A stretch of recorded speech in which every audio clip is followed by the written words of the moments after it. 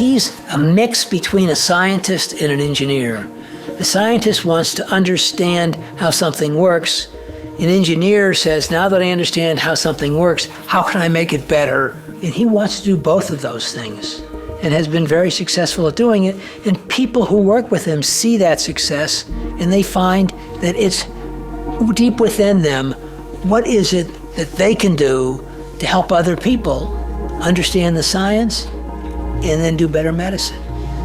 And I could be sort of a go-between the engineers and the mathematicians and the physicians. And so that's how the engineering really helped a lot. And that got me interested in mechanical ventilation, which is, how you keep people alive who've had respiratory failure. Slutsky was one of the first who understood and described the concept of the ventilator-induced lung injury. What is it?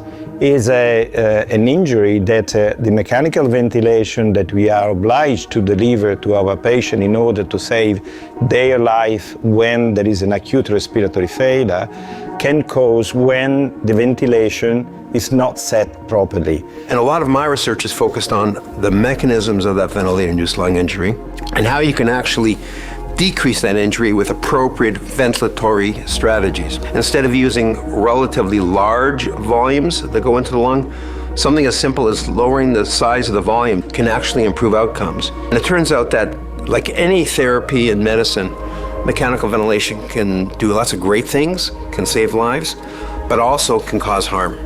So he's provided guidance that has helped literally thousands, if not tens of thousands, of intensive care doctors and the patients that they care for over the past 20 years.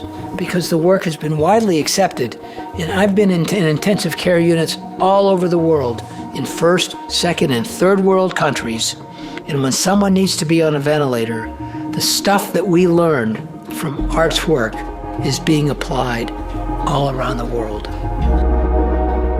So when Dr. Slutsky was brought in 2000 as the inaugural Vice President Research, his mandate was to create a set of research foci, which didn't exist before in the hospital.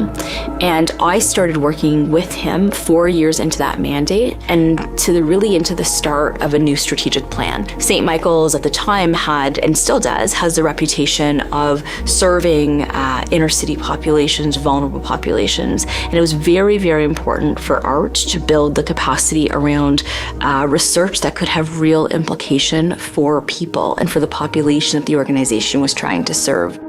COVID actually changed things a lot. I think it was the first time in decades that my family and friends finally realized what I was doing, because they realized what severe respiratory failure was. They realized what a ventilator was. We had those ventilator shortages. My friends say, oh, so that's what you've been doing for the last 30, 40 years. They finally understood why it was important. He is really the model of what academics and what that calling really is, right? It's about loving what you do, saving lives. His work has saved millions across the world and will continue to.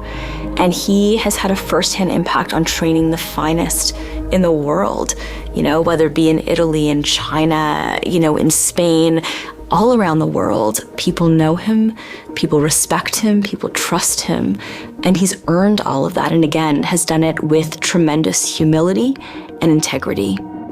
Pioneer in mechanical ventilation and critical care medicine, revolutionizing treatment strategies for patients with respiratory failure around the world. Canadian Medical Hall of Fame laureate, Dr. Arthur Slutsky.